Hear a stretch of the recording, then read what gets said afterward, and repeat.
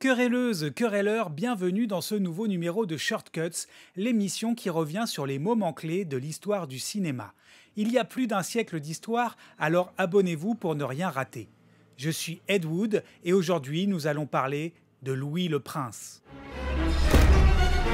It's a shortcut. Si un jour vous vous baladez dans les rues de Leeds, dans le Yorkshire, et qu'au détour d'un croisement vous tombez sur ce pont, vous pourrez y lire cette plaque dédiée à Louis le Prince. Ce nom ne vous dit probablement rien, et pourtant, c'est écrit blanc sur bleu, il est sans doute le premier à avoir filmé une séquence cinématographique. Les frères Lumière et Thomas Edison sont les principaux prétendants au titre, français et américains privilégiant leurs propres champions dans les livres d'histoire du cinéma.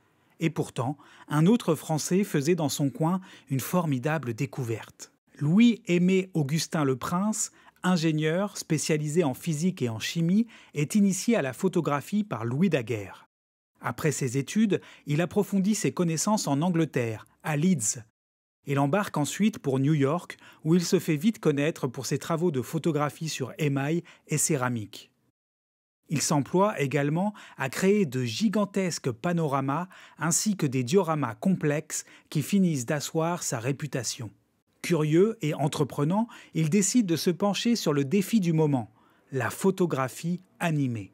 S'inspirant des travaux de Muybridge, il invente dès 1886 une caméra à 16 objectifs qui fonctionne avec un système de plaques de verre. Encombrante et bruyante, il doit affiner son invention pour la rendre pratique et fonctionnelle. C'est chose faite 2 ans plus tard. De retour à Leeds, il fait breveter une caméra à une lentille qui permettrait non seulement de filmer, mais aussi de projeter, si on en croit le témoignage de sa fille qui se rappelle avoir vu des images bouger sur un mur de l'atelier. Si cette partie est sujette au doute, la pellicule étant constituée d'un papier opaque inadapté à la projection, il est indéniable que le prince a réussi avant tout le monde à mettre en boîte des scénettes de quelques secondes.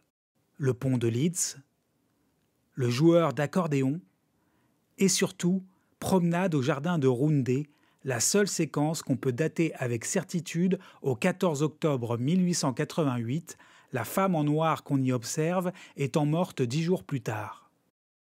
En comparaison, les Monkey Shine que Dixon et Hayes réalisent pour Edison à la même époque paraissent rudimentaires, flous et indistincts. Manifestement, le prince est en avance sur la concurrence. Il ne lui reste plus qu'à récolter les honneurs en présentant au monde son invention. Pour ce faire, il décide de se rendre à New York.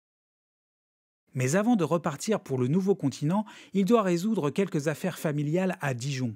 Et c'est là que son destin prend une tournure mystérieuse et tragique. Le 16 septembre 1890, à la gare de Dijon, il monte dans le train en direction de Paris où il doit retrouver des amis à la gare du Nord. Dans ses bagages, une mallette noire qui contient schémas et documents touchant à son invention. À l'arrivée, le prince et ses effets personnels ont disparu, sans laisser aucune trace. Ses amis alertent Scotland Yard et chaque piste explorée par les enquêteurs mène à une impasse. Enlèvement, meurtre, disparition volontaire, suicide, aucun scénario n'est écarté. Aucun motif non plus. Guerre des brevets, assassinat commandité par Edison, fuite face à des dettes accumulées, encore aujourd'hui, le mystère reste entier. Les travaux de Le Prince croupissent dans les oubliettes de l'histoire, sa descendance n'ayant jamais réussi à faire reconnaître et fructifier son invention.